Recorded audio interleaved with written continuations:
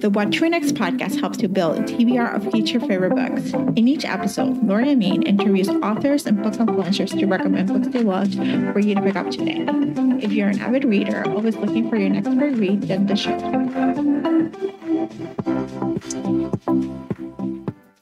Hi, Kate. Welcome to our What to Next podcast. Hello. Thanks so much for having me. So happy to have you here. Tell us a little bit about yourself. Okay, well, I am a avid reader. I live in Wisconsin.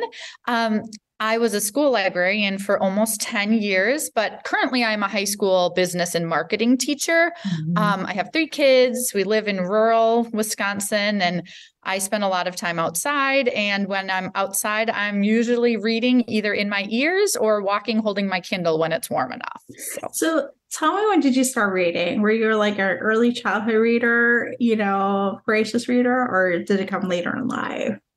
No, I don't remember actually what age I started reading. I'm sure I was reading whenever I was reading in school, but I've been a very avid reader, escapist reader since I was a young child. And I know they say kids, I read an article recently and I can't remember where I saw it, but about, is voracious reading in childhood a sign of dissociation? And I'm like, yeah, right?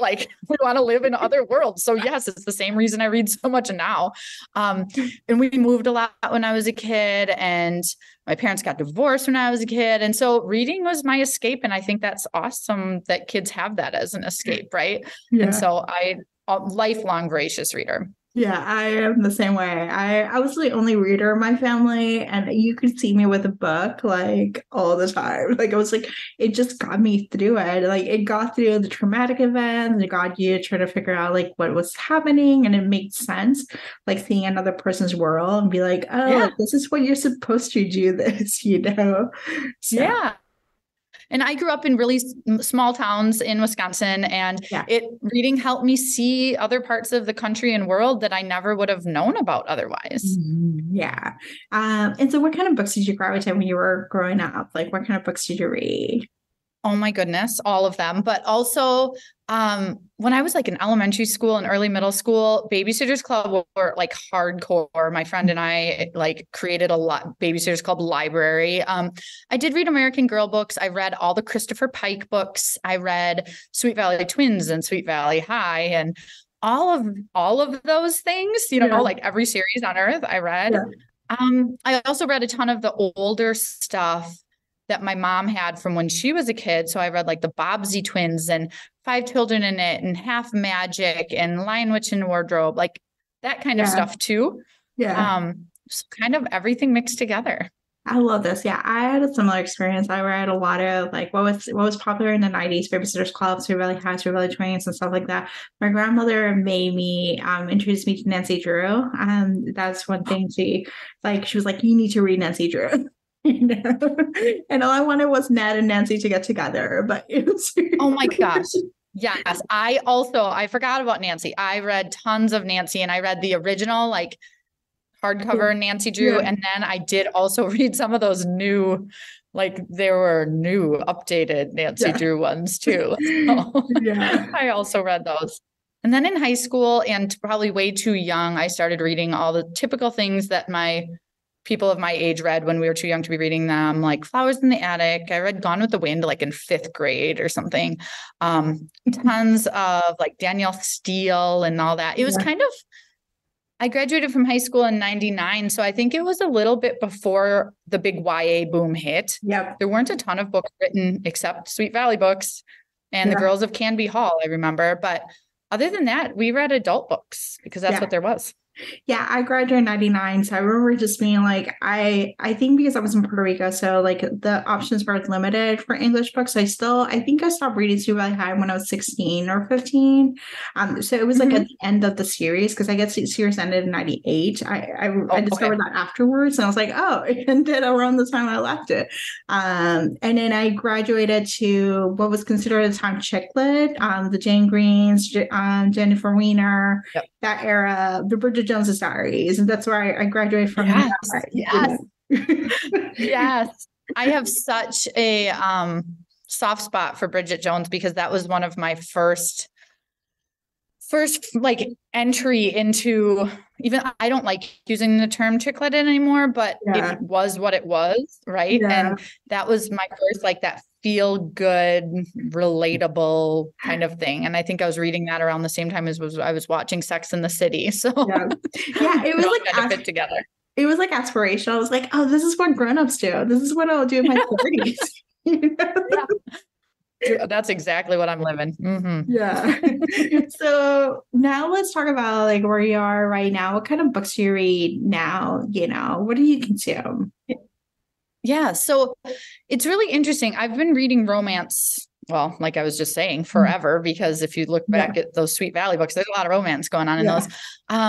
But I consider myself a very prolific romance reader, but I'm noticing my taste changing in that area. And I think it's part of just I don't want to say growing up, but I think just my taste changing as I age, perhaps. And so I'm finding that what I'm looking for in a strong romance now is different than it used to be. I used to just read anything. And now I find my tolerance for some tropes and stuff. I'm like, probably just shouldn't read these anymore, because I'm going into it. I know probably it's going to annoy me. And so with that, I find I'm becoming a more discerning romance reader. So I don't keep picking up books that I'm going to rate poorly, because I'm like, I should have known that I don't like books I don't love fake dating. Like that's books where the whole story is predicated on an untruth, essentially. The whole time I'm like, but isn't somebody going to find out? Like, isn't somebody going to tell them? Like they would know. And so then it's like, well, then maybe this one's just not for me. I was like watching on the internet, so it was like just thinking about it like in real life, when you fake date someone, like it's just happened in real life, like let's explore this. And I'm like, chances are no, right? It is a very popular about it is, and that's where I don't want to be a hater on it, and that's why I've found recently I've chosen not to rate some books that I've read and been annoyed by, because when I examine it, I look at it and I'm like, I should, like, going into it, I'm predisposed to not liking this book. Therefore, I feel it's unfair to rate it poorly, because the writing wasn't bad and it is what it is. Right. I don't. And so I struggle with that. Yeah. All right. So let's try some book recommendations. You're going to share some books about female friendships. Tell us about this specific trope and like why these books you're picking up. Okay. So these are not romance books, and they're not romance books because I also read widely in other genres. And I found in romance, because of the nature of the genre, the female friendship is never going to be the highlight, because that's not what, right? It is, romance is focused on the romantic relationship. And so I do read outside of romance, and female friendship is so interesting to me, especially as I get a little bit older and I look at the value of that in our life and how precious a female friendship can be. I'm not somebody with that whole like girl squad. I've never had that in my entire life. I have a few close friends, and they're not all best friends with each other, and I hold them very dear to my heart. And so I like finding that in books I read. And I like looking at, especially women as they age a little bit and have kids. And I like looking at that, what that looks like, for other people. And so I find that in books, right? Because that's what we read books for. So the first book it's not just a female friendship book, but I'm not going to tell you what it's all about, because then it kind of ruins it for you if I tell you what it's all about. But it's Like a House on Fire by Laura McBride. Have you read this one? No, I'm not. Okay. So tell me all about it. Yeah. So I listened to this one, and I listened to it on a drive I was doing one summer, and I was just riveted. And it's about a woman in her marriage, and they have young children, and she is an aspiring career woman. She's working really hard to build her career back up after having kids. They live San Francisco, Silicon Valley, like somewhere really expensive to live. And it's talking about her, trying to be everything to her family. And she forms this really deep friendship with her boss, an architect. And it's exploring that and how it changes her life, essentially. Like I said, it's not just a female friendship book, but it's a really close examination of women and marriage and motherhood and career and how it can maybe fit together. I need to add this book. And the audio is great, by the way. The audio was amazing. Okay. Yes. Okay. I think this is something I need to find. It's one of my very favorite narrators, and I want to say who it is, but I need to look it up. I chose it for the narrator. Okay. And I want to say it's Marin Ireland, but I'm looking quick, like a house on fire. Because some books I've tried that, yes, it's Marin Ireland. Some books I am like, I don't know if I'll love it or not, but then knowing the narrator is somebody I love will push me to read it, even though I wasn't sure about it. So yes, it was very good on audio. I love this. So tell us your next recommendation. Okay. Wildcat by Amelia Morris. This is one that I really didn't look at anything about it. It was just a random book I picked up at the library off the new release shelf. And I usually try to avoid reading reviews before I read the book. And I don't think I even added this to my Goodreads when I started reading it. And then I read it and absolutely loved it. And then I looked at Goodreads and the average rating is like low 3s. And I'm like, I'm so glad I didn't look. Because for me, it was a wonderful book, right? And so I think sometimes reminding ourselves that it's worth giving a book a shot, even if it has a low rating, it's okay, right? Yeah. We don't need to crowdsource everything. But this is, again, a mother with a young child. And this one's set in Los Angeles. And the main character is navigating a toxic female friendship.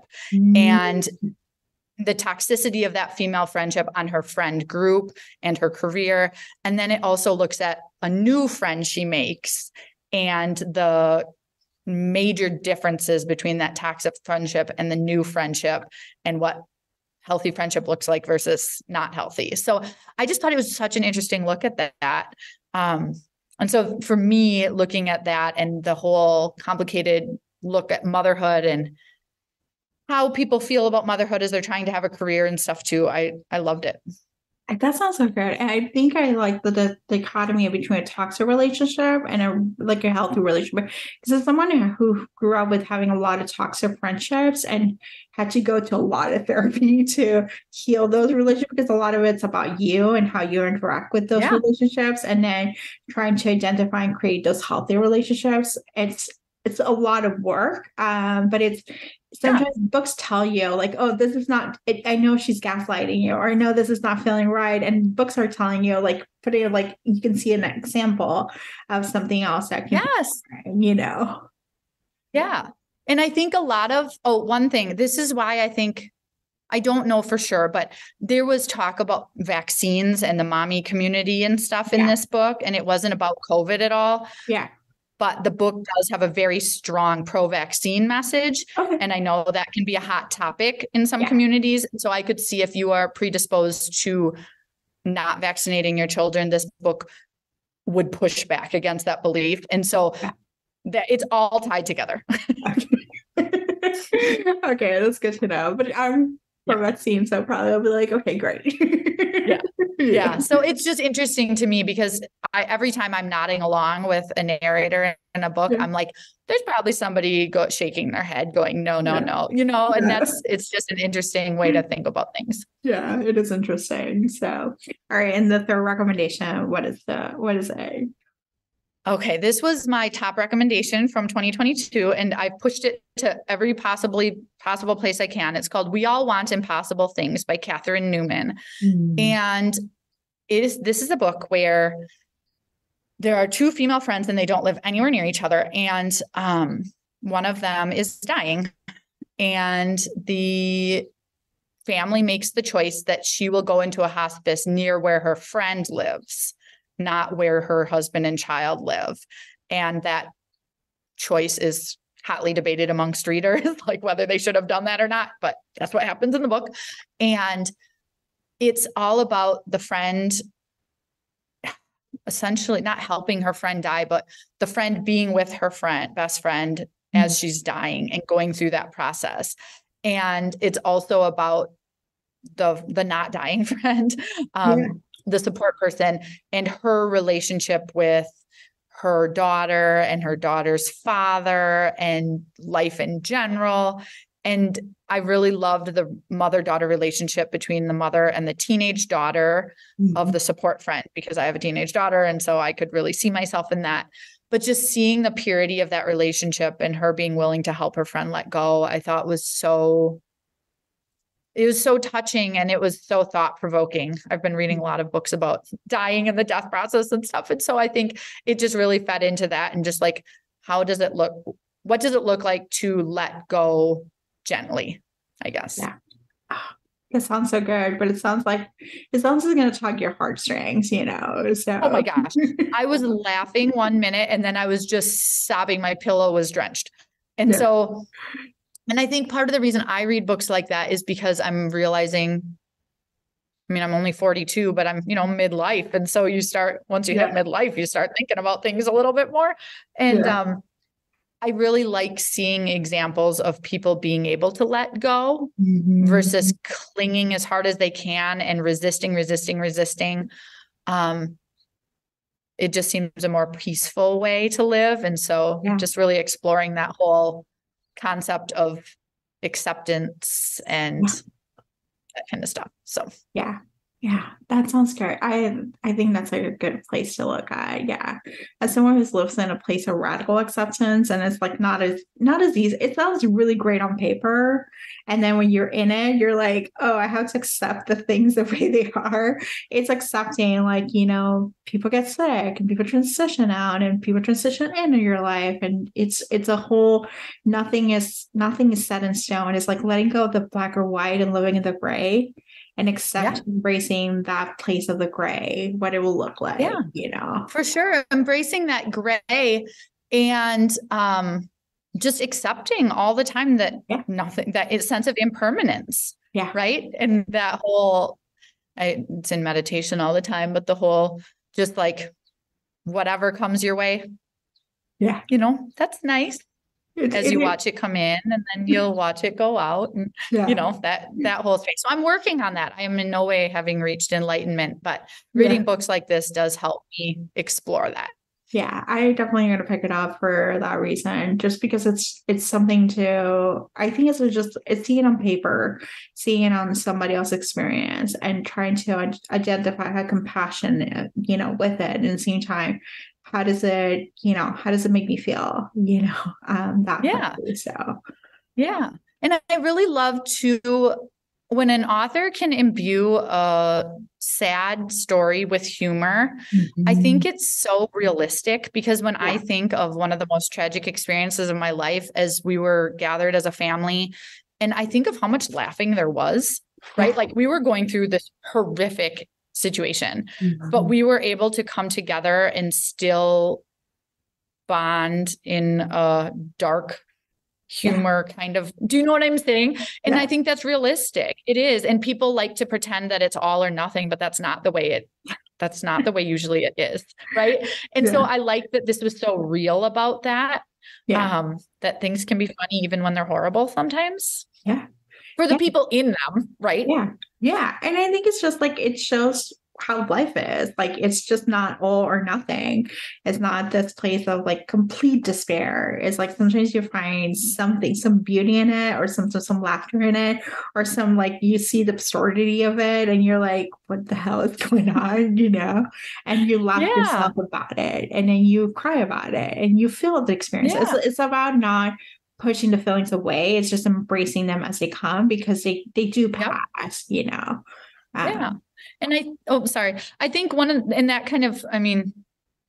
seeing that explored, as we were talking about, like, female friendships, right? Like, seeing that explored, like, how do you weather hard things with people who are not your blood or married, or, that kind of thing. Like, how do you experience this? And there are so many other books out there, but these were just 3 recent ones that I haven't heard as much talked about, I guess.